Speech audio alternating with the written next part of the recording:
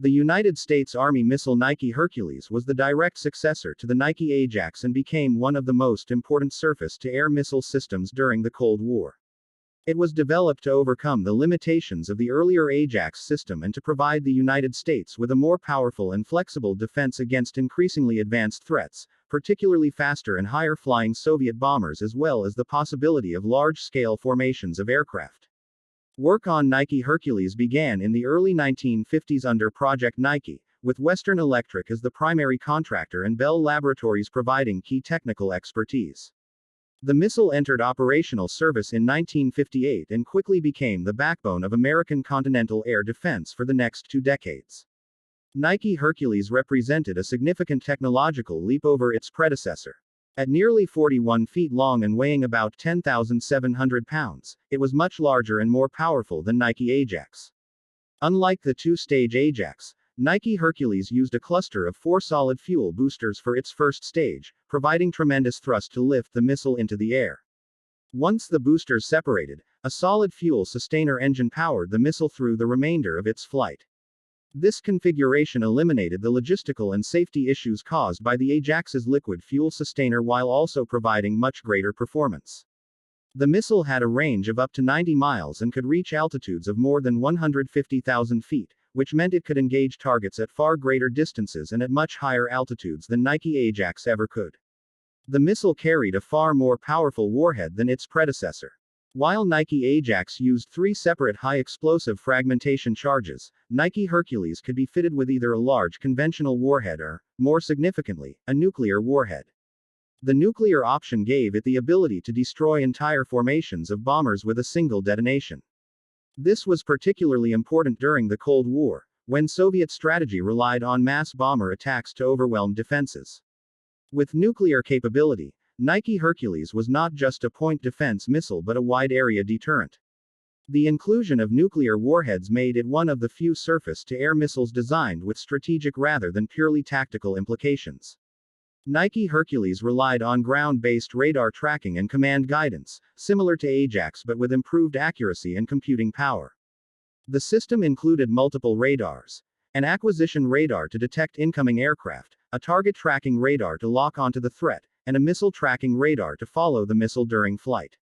These inputs were fed into an analog computer that continuously calculated intercept solutions and sent course correction commands to the missile. The combination of long-range, high-altitude, and nuclear warhead capability made Nike Hercules a formidable element of U.S. air defense. Deployment of Nike Hercules followed the same general structure as the Nike Ajax system, with missile batteries built around major American cities, industrial regions, and military installations. At its peak, more than 130 Nike Hercules sites were operational in the continental United States, while many others were deployed in allied nations including NATO countries in Europe and key locations in Asia. Sites typically consisted of launch areas with underground missile magazines and elevators, radar facilities, and command centers. The Army Air Defense Command (ARADCOM) oversaw their operation, maintaining readiness to respond to any Soviet bomber attack. Nike Hercules had a much longer operational life than Nike Ajax because of its advanced capabilities. However, it was not without limitations. The system was designed primarily to intercept aircraft, and while some modifications were made to give it a limited capability against short-range ballistic missiles, it was never an effective anti-missile weapon. As intercontinental ballistic missiles became the dominant strategic threat in the 1960s, the Nike Hercules system gradually became less relevant. Furthermore, the reliance on ground-based radars made the sites vulnerable to electronic countermeasures and, in the event of war, preemptive strikes. Despite these challenges, Nike Hercules remained in service for decades. In the United States, it was gradually phased out during the 1970s as newer technologies and different defense priorities emerged, but overseas deployments continued longer, with some allied nations operating the system into the 1990s. The missile's nuclear capability was one of the reasons it remained a powerful deterrent during its peak years.